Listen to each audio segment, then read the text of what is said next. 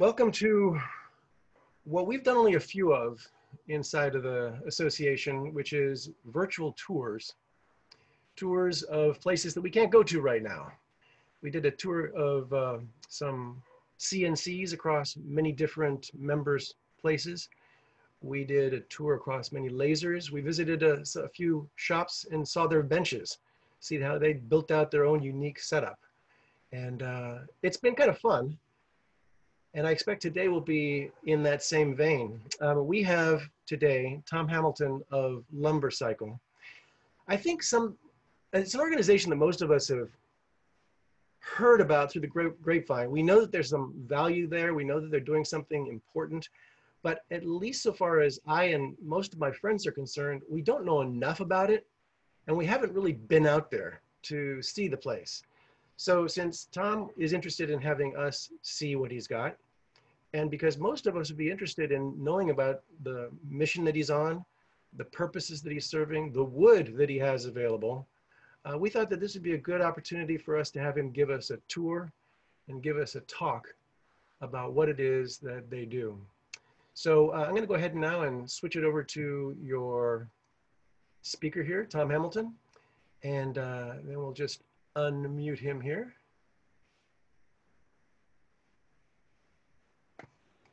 Can you hear me, world? Yeah. Okay, good. Hello, everybody. Welcome to my shop. This is third time's the charm.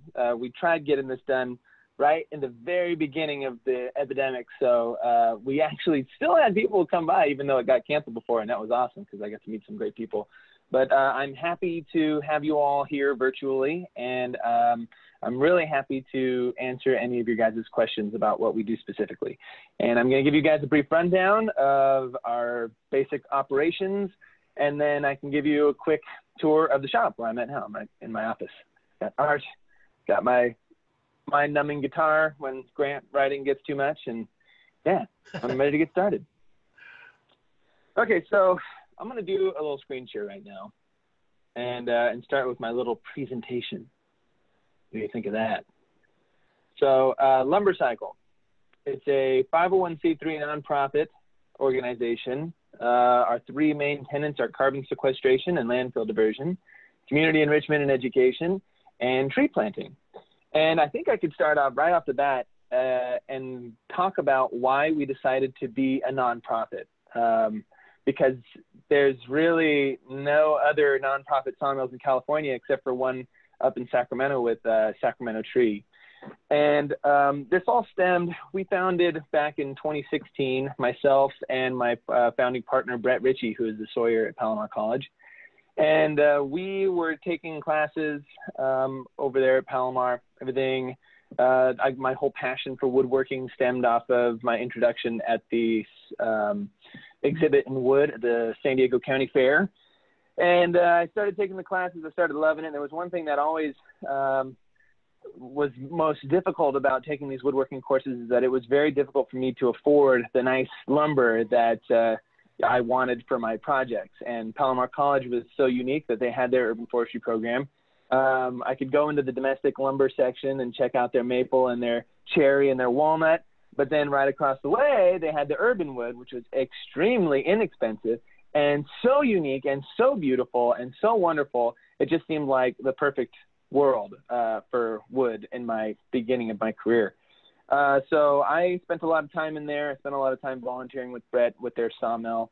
And when I got done taking classes there and was looking into trying to do woodworking in the real world, I noticed that there were a couple of sawmills out there in San Diego, but the prices for urban wood are so extravagantly large that I would never, one, buy it just with the thought that maybe I'd screw it up somehow and I'd have to buy some more because it was just so expensive. So I thought to myself, what's the best way that we can make an impact on urban forestry to increase the visibility, increase the usage of urban wood while keeping the prices super, super low? And for us, it made perfect sense to be a nonprofit so that we could reach our mission of carbon sequestration, which in itself is a form of environmentalism and waste management, which is a really important job, but also being able to do community enrichment programs so that we could just get the wood into as many hands as possible, which would ultimately help the cycle of the economic cycle of urban forestry and urban wood, specifically in San Diego. So, and then recently we tacked on tree planting because, I mean, I could ask any of you if you'd like to have an unlimited supply of eucalyptus or if you'd like to have an infinite supply of any other species on Earth, you know, like ash and walnut and black acacia and all those things. So tree planting is the perfect way for us to complete the environmental cycle of urban forestry by making sure that we plant sustainable trees that are good for our environment, but also have some sort of cognizance of using that tree after it's felled. And so making sure that we have the right trees planted so that we can, you know, confidently sequester them into lumber, that's the most important part. So we went with 501c3 so that, for one, we could have greater access to public lands by partnering with cities. Number two, we would have a greater access to disadvantaged communities and working with partners as a nonprofit, and we could also get grants, because one thing you'll see with any other sawmill in San Diego, they really are more fine furniture makers that have a sawmill and not just the sawmill. So, and that's because they're, you know, most people are afraid to be sustainable on that. Grants really help with that. So we work with CAL FIRE on grants. All right, so long-winded beginning. Here we go. So as I was saying, we partner with a lot of people, including the San Diego Fine Woodworkers, the San Diego Woodturners Guild. We cut wood for Palomar. We work with education. We do sawmill demonstrations for different nonprofit community events, for Arbor Days, for the Boy Scouts. We've done all kinds of things where we talk about urban forestry and the importance of urban wood, and then we donate tons and tons of wood.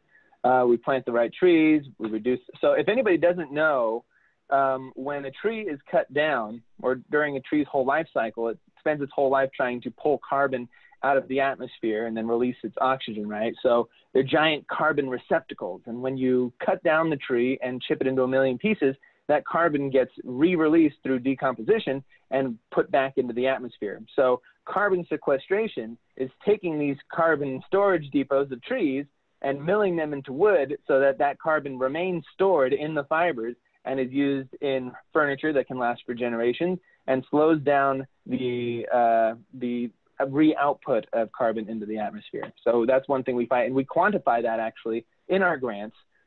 We calculate the amount of carbon that we sequester in lumber, and then we use those as a quantification methodology for getting future grants. So we can actually show people using these calculators how much we are diverting from the landfill and how much we are keeping out of the atmosphere for now as lumber, which is really cool. So basically, we get logs, we mill them, we dry them, we bring them to our shop, and then we disperse them to local community enrichment programs. Getting logs is really hard. I started off as a wood turner, and this is a poster that I made. And every time I saw an olive tree that appeared to be dying from that fungus that's going around and killing them, I would take my poster and I would tack it to that tree.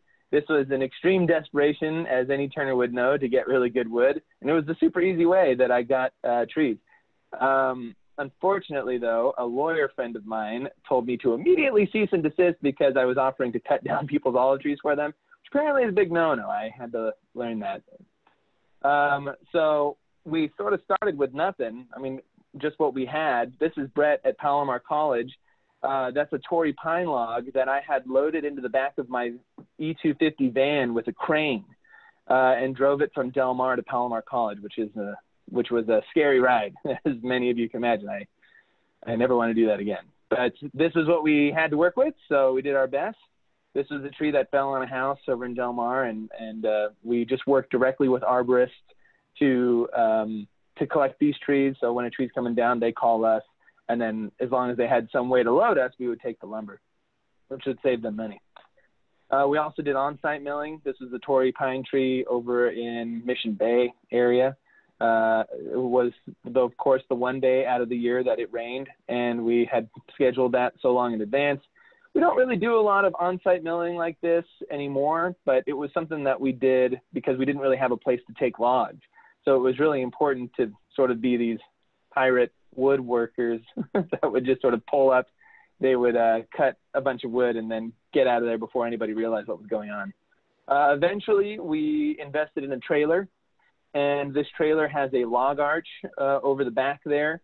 We would just pull up to a log, a winch would be attached to the front, and we would use the arc to reach over the log, chain it together, and then pull it up and onto the trailer, and then winch it all the way forward. And for a while, this helped us a lot for getting logs from places where they didn't have the means to load us, which was really convenient. We don't use that anymore because we've upgraded to a dump trailer, but yeah, it was, we loaded a lot of logs with that. There's Brett with a bunch of cottonwoods that were loaded by a crane, so that was really convenient. He almost died actually taking those logs to Ramona because that turned out to be a lot more weight than we could handle. We eventually upgraded to getting Penske trucks, as you can see on the right. We get the 26-foot flatbeds with stakes, and it's super easy for a crane, like that's a crane in Point Loma. They just would chop the logs down and then load them in there, and we'd chain them up with chains and drive them up the mountain. So we have 3 different kinds of sawmills that we work with. We work with an Alaskan mill, a Woodmizer bandsaw mill, and the Lucas circular sawmill. We started off making primarily slabs because we didn't really know any better and we were air drying everything. But now we make dimensional lumber specifically with some slabs because we find that it's easier to dry that way and it's a lot easier to store and move and all those other things. And I think more people are going to end up moving away from slabs and into dimensional lumber, but that's just me. So we pick up our logs from many different sources around San Diego County. Right now we've got our log yards in Ramona and Encinitas. We right now have all the sawmills in Encinitas where we're clearing out that yard with the Tree Rejuvenation Project with one of our largest partners, Tree San Diego. And then we deliver that wood in those same trucks like you see on the right. We turn the logs into giant stacks of lumber and then we take them up to Ramona for drying. So we have the Alaskan chainsaw mill. We have a 5-foot bar and an 8-foot bar, so we can handle really, really big logs. The biggest logs we use for that. The Lucas mill can handle up to 60-inch diameter logs. We do dimensional lumber with that. It's got a 20-inch circular saw blade that has a swinging ability. So you push through one direction, swing the whole saw 90 degrees, and pull back and pull dimensional lumber up to 8x8 blocks out of there. And then if you go down one side of that log and then flip it and go down again, you end up with a slab in the middle. And we find that that's, enough slabs to have, and we keep the rest of the dimensional lumber in stacks. The Woodmizer LT70 we got from Palomar College, and it is our workhorse. It's from 2003. It's got a great engine, but it doesn't have a super wide cutting capacity, only 24 inches, whereas a lot of the newer models can do up to 36. But this thing's got hydraulics and all the fun things, and it has been a workhorse for us for many years. We just received the Woodmizer LT70. I'm going to show you guys a video of what that thing is capable of. It's brand spanking new, cost us about $70,000 that we got through a CAL FIRE grant, and that can do a lot of things, which I'm excited to show you. We take our lumber, we drive it up to Ramona where we use solar kilns to dry the majority of the moisture out. We use them as conditioners before we put them into a Nyle electric kiln shipping container, which we got running recently. We just got funding also in another grant to get a second one of these. So once we have that built, we should theoretically be able to produce about 6,000 board feet every month. Our 2 yards are Ramona and Encinitas. The one on the left is our Encinitas yard. The one on the right is our Ramona yard. We move the mills back and forth between them depending on how many logs we have at each one. Right now, both of them are getting pretty empty though. So that's how we get logs. That's our biomass utilization part. The community enrichment, we make lots of different stuff. We partner with lots of different people. Benches is our favorite thing to make, especially in these times with schools who are moving a lot of their classrooms outdoors. We want to make a lot of outdoor benches. Shop classes, we work with Torrey Pines High School, San Diego Academy, any high school wood shops that need wood, we supply them with wood. Community gardens. Basically, if anybody has an idea in which they can use urban wood to benefit their community in any way, we will sponsor that for free with lumber. and provide help and support. So we've done little free libraries. We've done, you know, outdoor benches, swings, things like that. So if you've got an idea, people can come to us and we'll help them make it happen.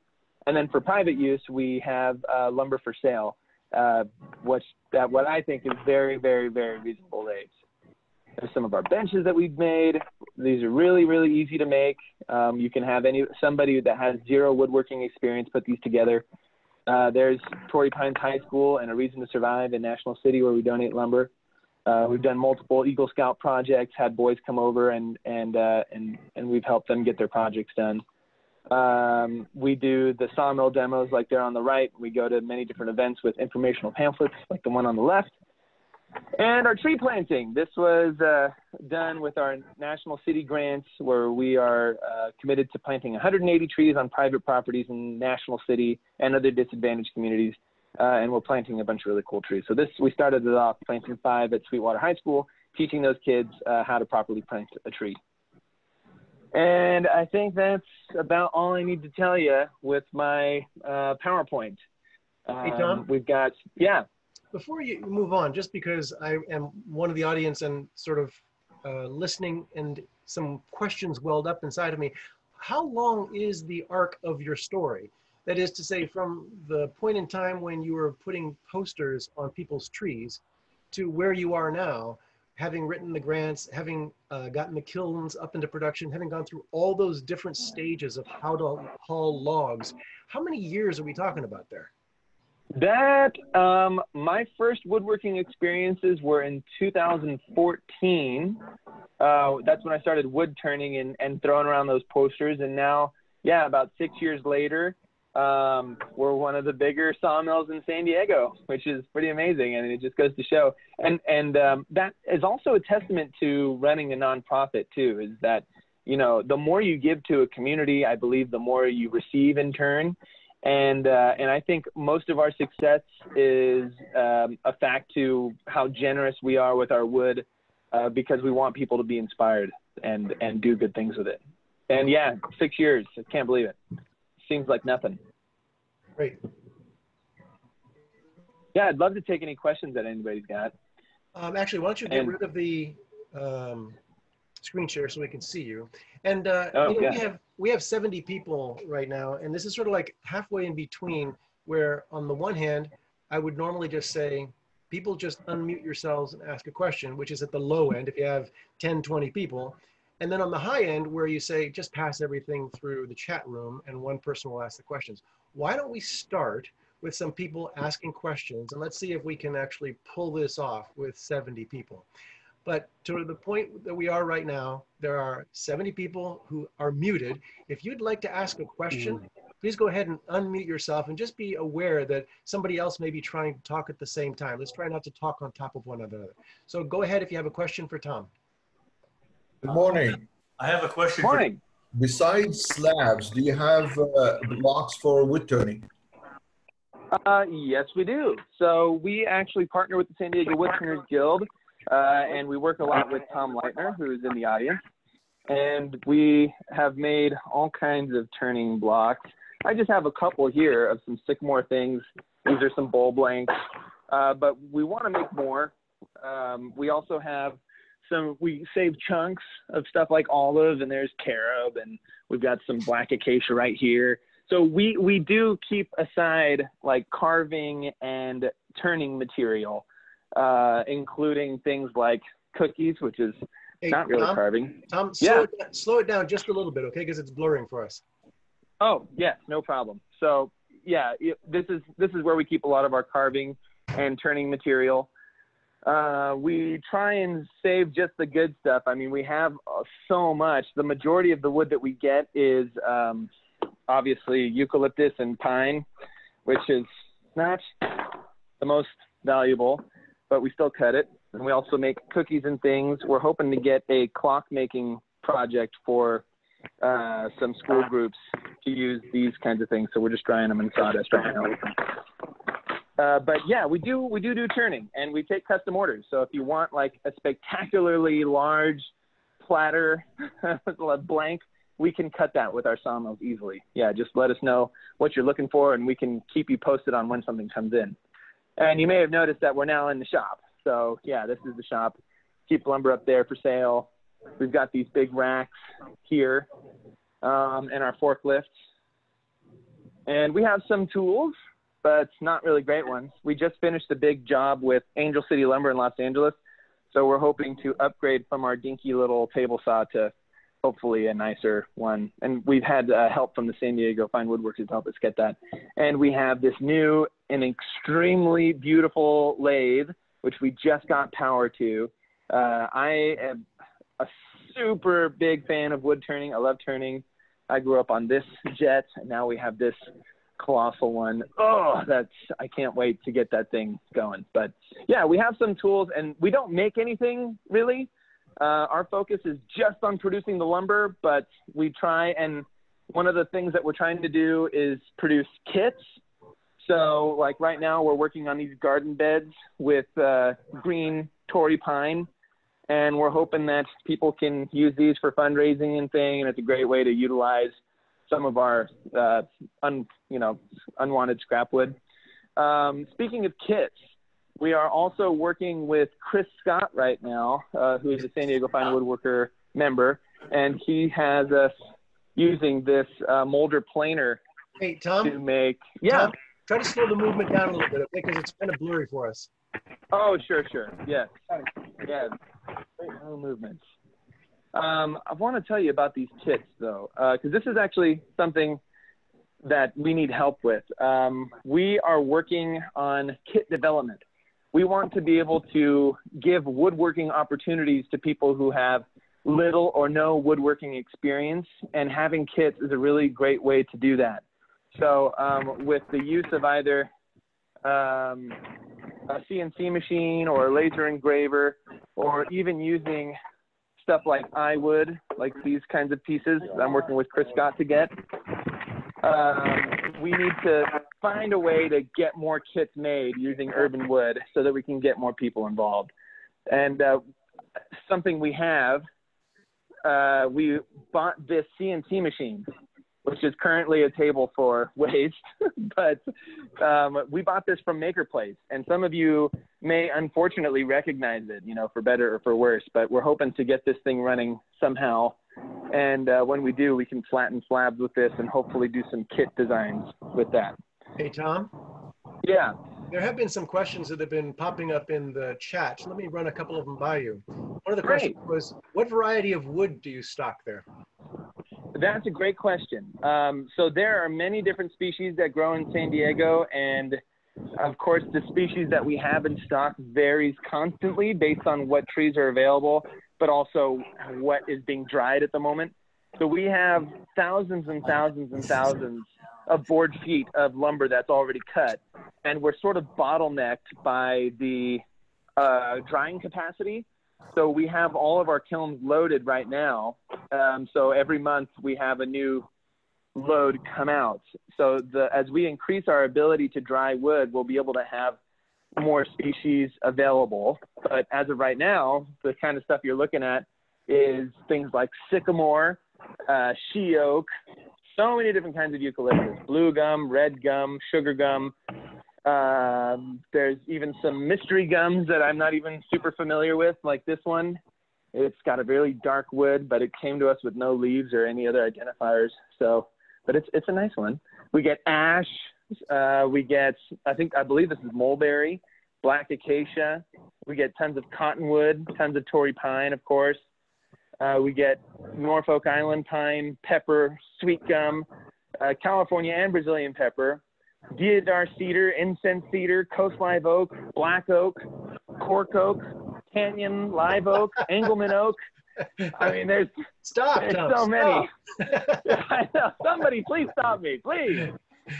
Hey, Tom, another thing that is, they're seeing all this wood, and you said that it's available. Yes, there's projects, and that needs to be, hold on, I need to mute something. Hold on.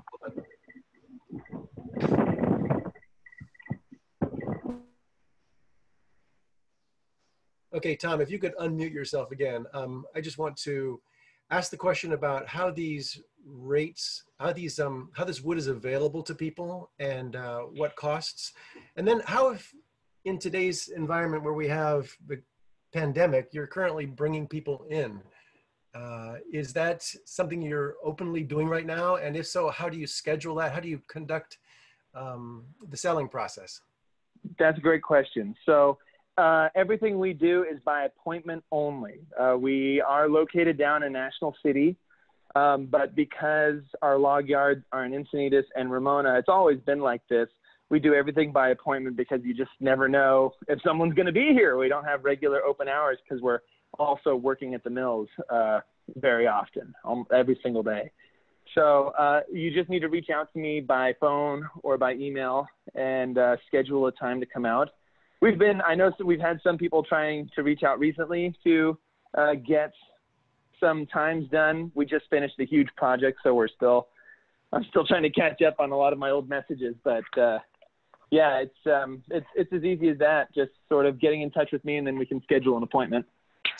Tom, there was another question that has to do with whether people can buy wet wood rather than waiting for it to dry. Oh, yes, absolutely. In fact, we sell wet wood at even cheaper prices than our dried stuff. It can range anywhere from $3 to $5 a board foot. And then, of course, we have even cheaper wood, which is our like off-the-mill scraps. And those are free. All you got to do is come out and take as much as you like. And those could be like the rounds off, like the jackets, I suppose, off of the logs, or if we have dimensional material that just doesn't fit in our log stacks or our wood stacks, drying stacks for some reason. And then some people, I mean, we've had so many different people try and come in, and it's amazing because you'll have these huge boards, like this California pepper board would probably sell for $35.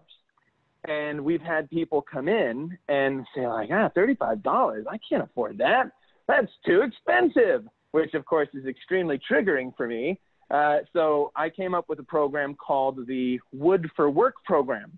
And for anybody who can't afford even the low prices that we have, you can also volunteer your time and efforts to make us things out of wood in exchange for wood. So these are all different projects and little things that people have made for us. And in exchange, we supply them with wood for their own personal projects. So it could be anything like this cool hammer made with our sycamore and some lace wood. People have made us scroll saw puzzles. I love those. People have made us bowls. People have made us coffee tables, cutting boards, art pieces.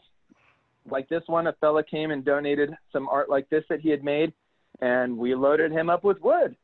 And there's no real way that we quantify your art versus, the value of the wood that you take. But as a nonprofit, we just ask that people be as generous with us so that we can be generous to others. And so people are usually pretty good about it. They take what they need and they bring us back something fun that we can sell for, different fundraising events for our partnering nonprofits as well. Tom, you've, I believe, supplied Turnaround for Vets as well as the Fine Woodworkers holiday gift sale program with wood. Those are two examples of where there's just good being done with the wood that you have available. We have a variety of other programs, and I know that you've said you will work with programs. Like, for instance, Mike McElney runs the outreach program in San Diego Fine Woodworkers, and he's done things like tables for fire stations and work for animal care facilities or police stations and that sort of a thing. Is there a petitioning process if someone has an idea for a project like that where they would come to you and then go through a review process to get wood, or how is that done? Absolutely. Yeah. Just reach out to me personally and we'll go over your event. We would easily sponsor any single one of those projects. Cool. We want wood to be out there, and when you're doing good for the community like that, we think the wood should be free. And we can work with what we have available. You obviously could just come in and look through what we've got, and if you see something that works for you, you could just take it. We always ask that people supply us with photos of everything that they do for the community projects so that we can show the world that that things are being done with urban wood. And then if you give us enough time in advance, let's say you need something very specific sized, just, you know, give us as much time as you can, and we can produce just about any size, any shape of wood. So, you know, if you can use it green, then cool. But yeah, otherwise it can take a month or two to get it dry, depending on how big it is. So if you've got a project and you know, like, hey, in December, we've got the toy one, we're going to need this much wood, we need this colors, we need these things. If you give me enough time in advance, as soon as those logs come in, we can put them aside and have them ready for you when you need them. It's just, yeah, that's, the more time you can give me, the better, for sure. Great, great. I'm going to read another question that was here because I'm not quite sure what it means, but this person says he's interested in paper mill blanks. And if you have any suitable blanks that are sufficiently dried. Paper mill? Yeah, I'm not sure what you mean. Okay, that's fine. We'll go on to another one here, which is, how problematic are nails and screws in trees when milling urban lumber? And can you talk about that quality standard that you've been working on to assure woodworkers that they're getting good wood for projects that aren't going to accidentally trigger their saw stop, for instance, or aren't going to bring bugs into their shops? Yeah, absolutely. So actually our our sawmills are some of the most expensive metal detectors that you can buy. We find them all with the saw blade. And yeah, there's always a chance that it could be in there, and it's extremely problematic because they destroy our blades when we're cutting through them, and you never know. I mean, sometimes there could be right in the center of the log. But we have our metal detectors that we scan our boards with, so we make sure there's no wood in that. We sell some air dried stuff and some solar kiln dried stuff, and those work well. There's always a risk of bugs in some of those, but everything that goes through our electric kiln, we bake at 140 degrees for 24 hours per inch of thickness. And that ensures that any powder post beetles or any other bugs would be killed according to the specs that now provided for us. So, you know, bugs are always a problem. Even after you kiln dry them, they could be anywhere and reinfect. But we do our best to sterilize the wood that we sell. Okay. The question about the paper mill was the consequence of spell check. They came back and then clarified that they were looking for some peppermill blanks. Ah, peppermill. Yes, that makes way more sense. Like, I could give you some paper pulp and have a recycling bin. Yeah, no. So what was the question again about the peppermills? Let me go back and find it here. He's interested in some peppermill blanks. Do you have any suitable blanks that are sufficiently dried? That was the question. Oh, yeah. I mean, the black acacia that we have here has been drying for a while, and it's about 4 inches thick. And then otherwise, I don't know, it depends on how thick he would need. Most of the lumber that we cut is either 1.5 inches or 2 inches thick. We have some that's 4 inches thick, like some incense cedar, and then some of our carving blanks. But yeah, it just depends on what they want. If it's 2-inch thick material they're looking for, we have a pretty good amount that's dry. Is there any chance that you have your inventory online, or is it really just come into the shop and take a look? It's coming to the shop and take a look, unfortunately. We are working on that. So the Tree Juvenation grant that we partner with Tree San Diego has funding to develop the San Diego Urban Wood website that Lumbercycle is going to populate with our slabs.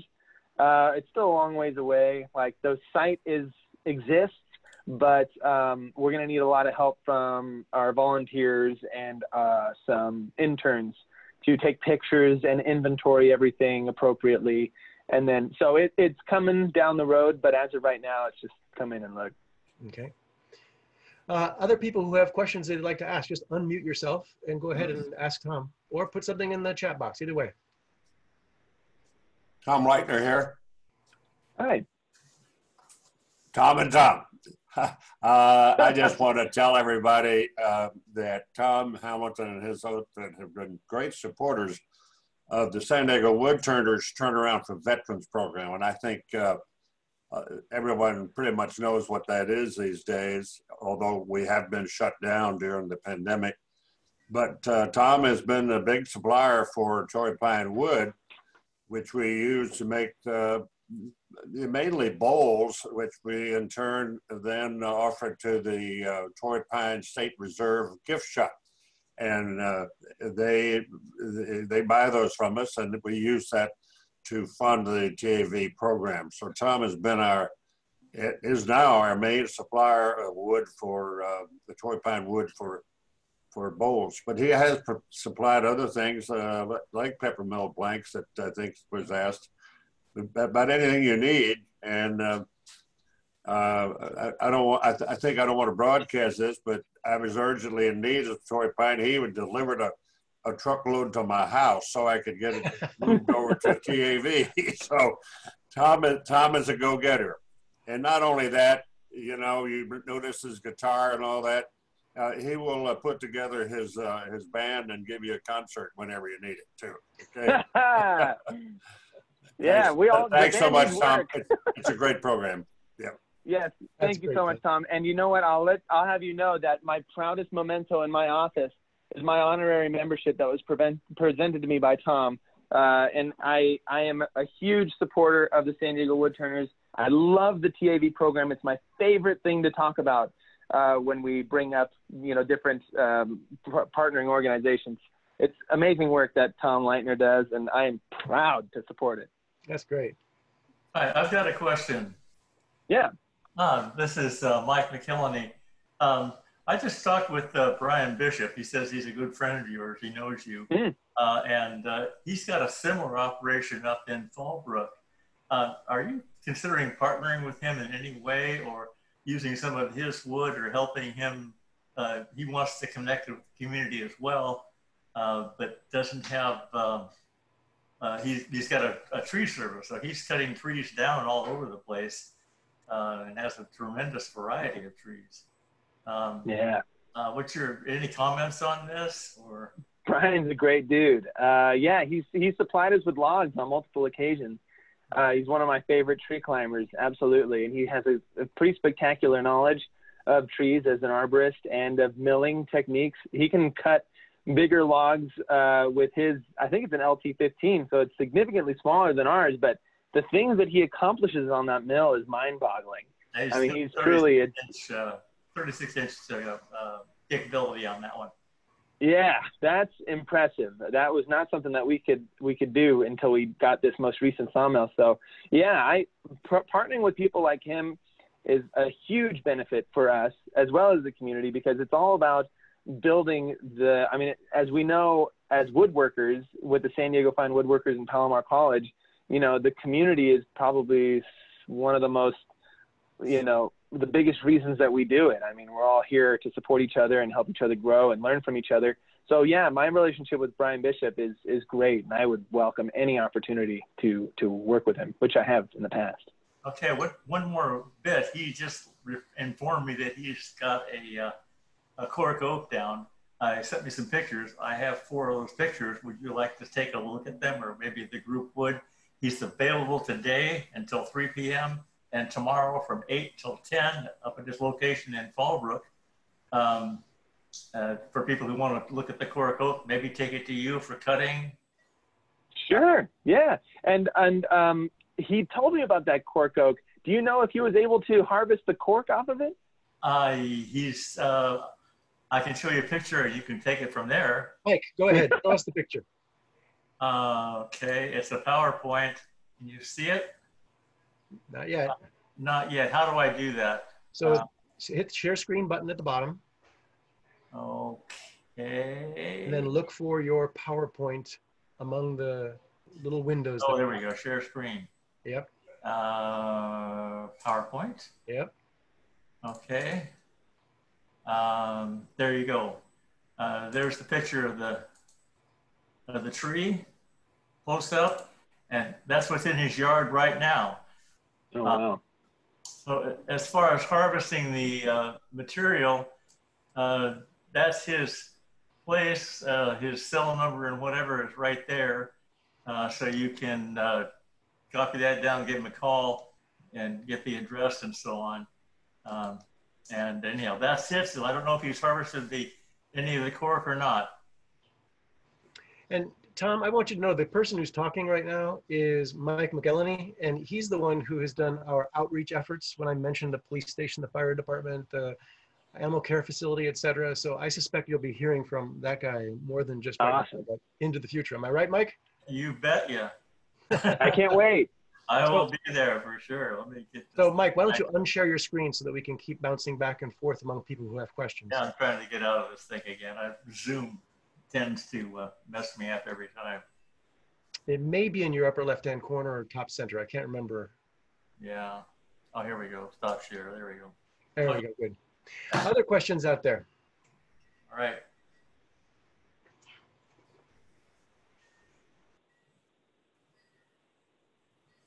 While we're waiting, why don't I want to show you guys something real quick, if I may. This is the just a short video. Mind you, the quality might not be superb, but you could get the gist pretty quickly. This is the new LT70 that just came in last week, and it has something super cool. It's called the Lathe Miser, and it can turn poles out of any wood up to 12 inches in diameter. And I have never seen anything like that in San Diego. And this was from a redwood tree, and it turned out so, so cool. So just to add to the creative sphere, if you can think of something to do with poles, we have that capability. I'm kind of wondering how many Turner's hearts you just set aflutter. Hey, Travis, Lou had Zemas for one. Hey, can I share this? Can I share this project? This is a piece of she oak that Gary Anderson brought me from.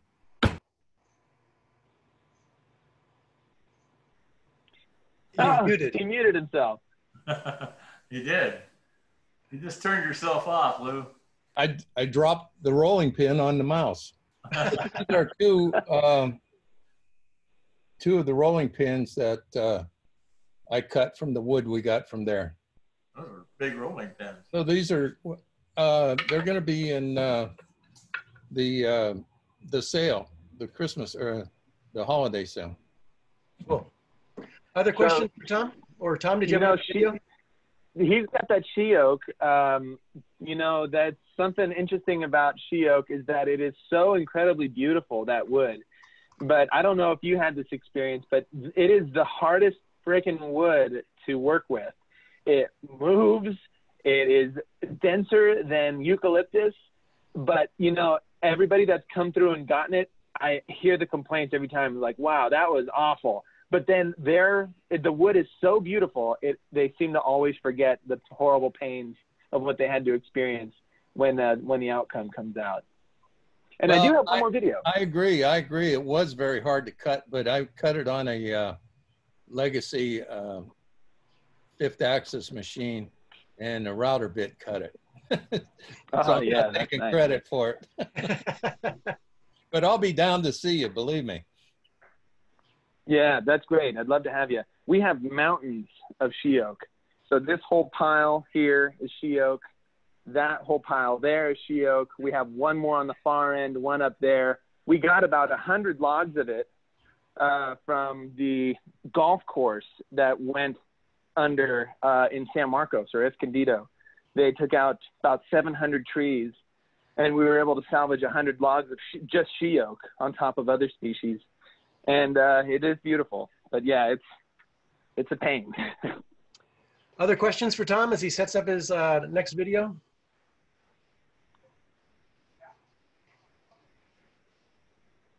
"63 quiet people." Impressive. I left them speechless. Todd Rieger here. We're talking about she oak as if it's one species, but I believe it's actually a grouping of several different species of similar genera. Am I not? Yes, the species, yeah, the genus is Casuarina. And there's multiple varieties of it. And I believe ours is river she oak. It's a pretty hideous tree, if you ask me. Looks like a shaggy pine. But yeah, it's very common on golf courses. It's a question about whether you have walnut available in turning blanks. only in my dreams. We only get trees that grow in San Diego, and walnut is very, very rare. And maple, I've only seen one maple in my entire life in San Diego, and it was in a botanic garden. It just doesn't grow. So yeah, walnut and maple are two that we have one walnut stump that we're thinking of trying to make gunstock blanks out of, because it's just the stump of it. But other than that, yeah, it's very, very, very rare. Got it. All right, let's see if I can show you guys something real quick. I want to show you, for the last 2 months, we've been working at the Encinitas yard. If anybody's familiar with the Tree Rejuvenation Grant, this was the yard. Now, it's going to be a little buggy, but I want to show you just some of the interesting parts. This is over in Encinitas, and you can see a big collection of, those are some logs that are extremely undesirable that we're still cutting through anyway. Those are a number of different slabs that we have cut from it that we deliver on the big trucks. And then here you can see our forklift, which is 80 years old and horrible, but it still does the job, thankfully. Our Lucas mill in action and our dimensional lumber stacks there, that makes drying very, very easy. And then you can see in the background just a tremendous number of logs of all different shapes and sizes. And we cut through all of that material within about a month and a half and moved all of that material out. So the place is practically empty now, including that giant sugar gum right here in the center. That piece was 9 feet wide on the crotch end on the opposite end. And we were able, it's only about 7 feet long.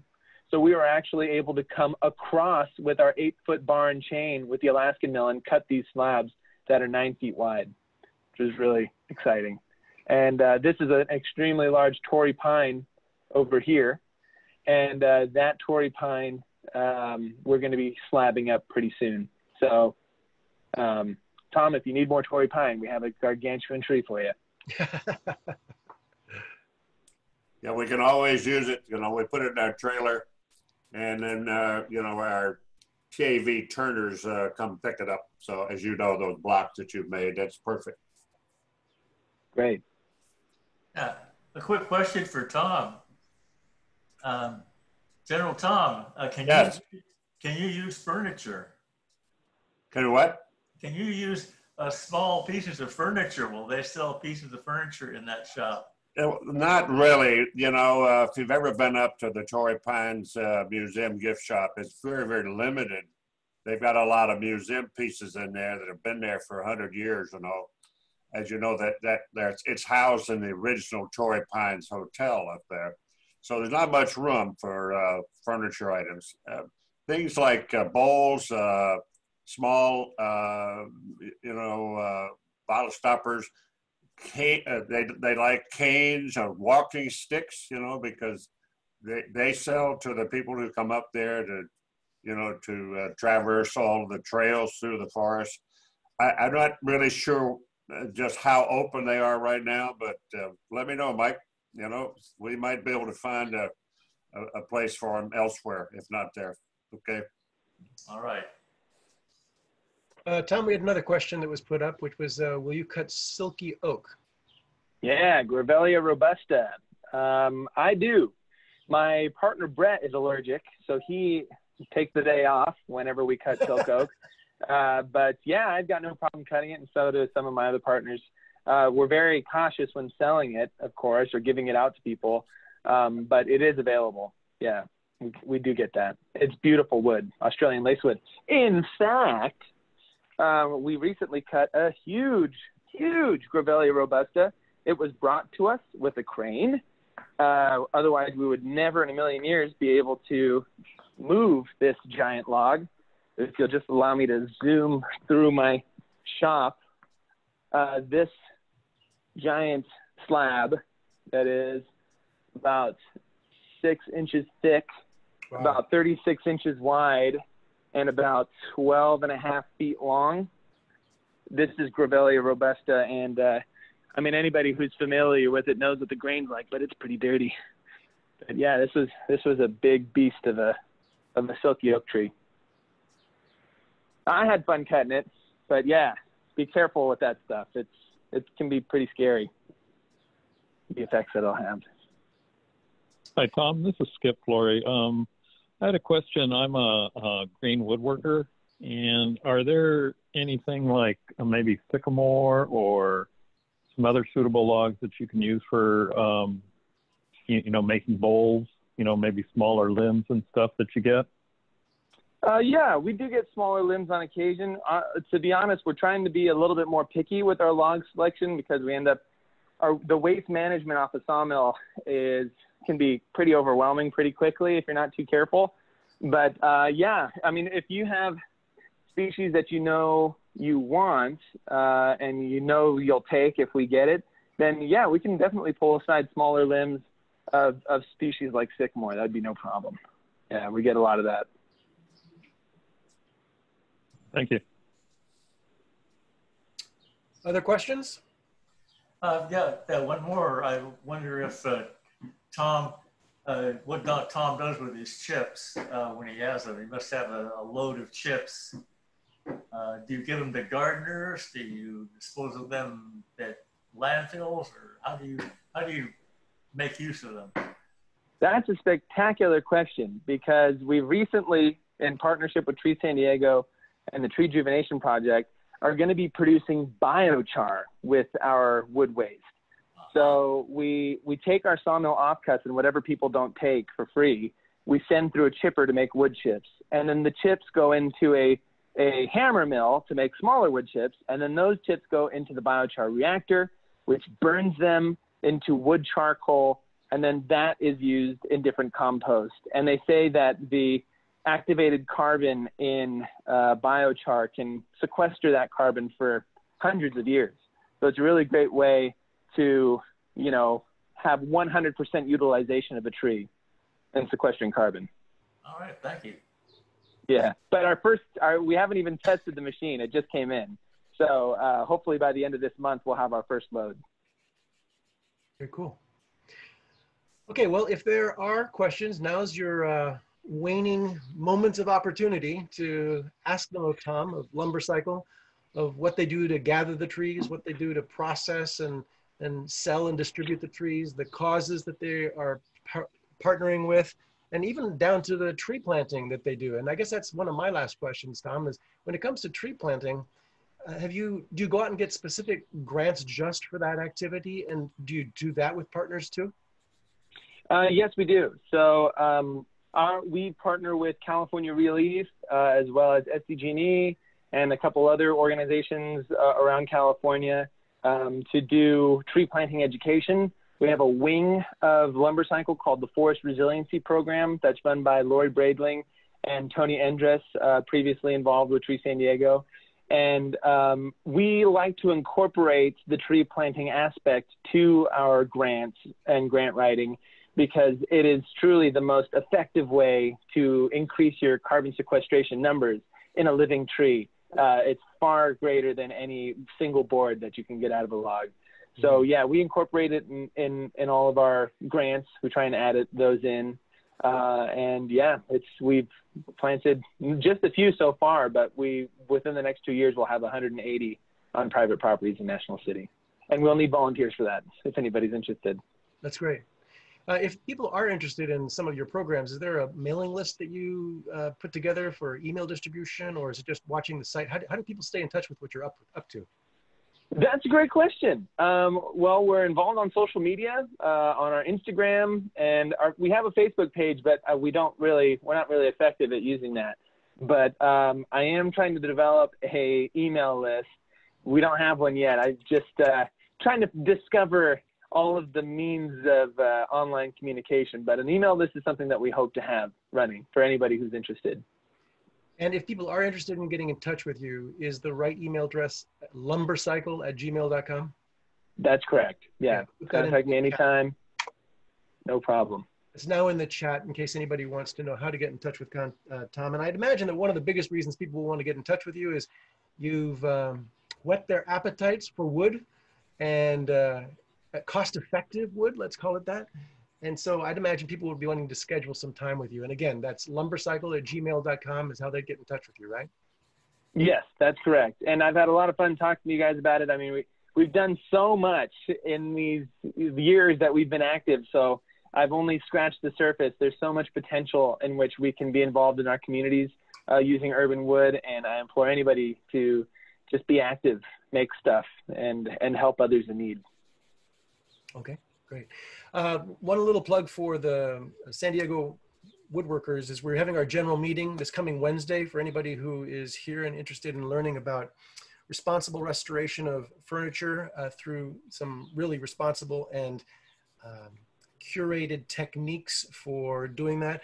It's being presented by Paul Henry, I think his name was. Forgot his last name just briefly there. And that'll be on Wednesday.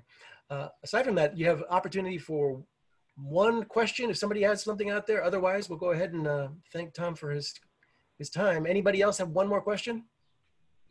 One quick one. I just talked with Brian Bishop again, and he said that he's using boric acid, spraying boric acid on his trees to get rid of the powdered puff beetles and termites. Are you familiar with that stuff? Have you used it? Yes, I am. And they do that at Palomar College as well. They use a borax solution. As long as you mix it with warm water and apply it liberally to your logs, it can have a great effect. I spray down post the kiln, and whenever we ship out, like our last project with Angel City Lumber, we spray it on. You just got to make sure that you mix it with warm water. That's the way to get the best solution. And then we use a pump sprayer to spray all of our stacks. Yeah, borax works great. All right, Okay. thank you. Well, Tom, this has been fantastic. I know you and I have talked about the idea of a physical tour for a while, and I know you've tried that with the Turners as well, but this has been, I don't know, for me, really enlightening and much appreciated. So we've recorded this. We will be having this posted up on the San Diego Fine Woodworkers homepage later today, and if anybody wanted to share it with others, it's going to be there, and should be again later today.